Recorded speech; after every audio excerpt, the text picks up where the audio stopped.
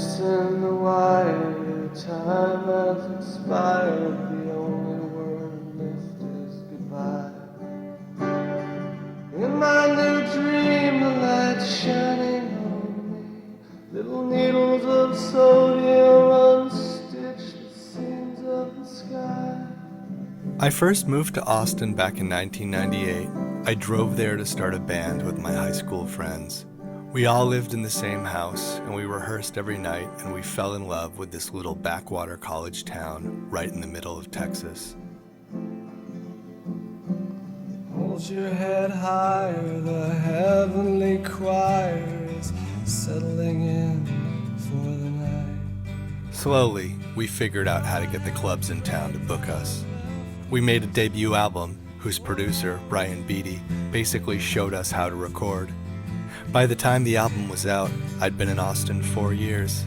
But enough of the fight, enough of you and I, enough of prevail, or walk in the light. By this time, Seth, our original drummer, had moved to California.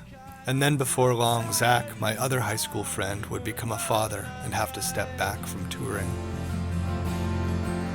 Am I right? I had to put together a different version of the band, and then another different version. I had made a second Okkervil River album, and then a third. I had been in Austin for 7 years. It had already changed so much, and in our own small way, we had been a part of that change. Austin was known for its cultural exports, like Richard Linklater, Robert Rodriguez. It was known for South by Southwest, the music festival that everybody in the world had begun to flock to, and for the homegrown bands that played it, like And You Will Know Us by the Trail of Dead, and Explosions in the Sky, and Spoon. And us. We weren't a little band no one had heard of anymore. Now there was a buzz around us. We were part of a crop of new indie rock bands that everybody wanted to talk about. Long after projections of death, you sat in the waiting room, rasping a cast on dry land. The audience is tired. And as we had grown, my feelings about Austin had grown complicated.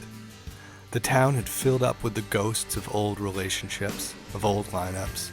Once I had chafed against Austin's provincialism, but now it was becoming cosmopolitan, and a flood of out-of-state money was pouring in fast, immediately gobbled up by a small handful of gatekeepers who had already been rich to begin with. I felt like I was watching this city I loved lose small but important pieces of its soul, month by month, and I had started to come to the conclusion that if I stayed there too much longer, there might be nowhere left for me to go, nothing new to grow into.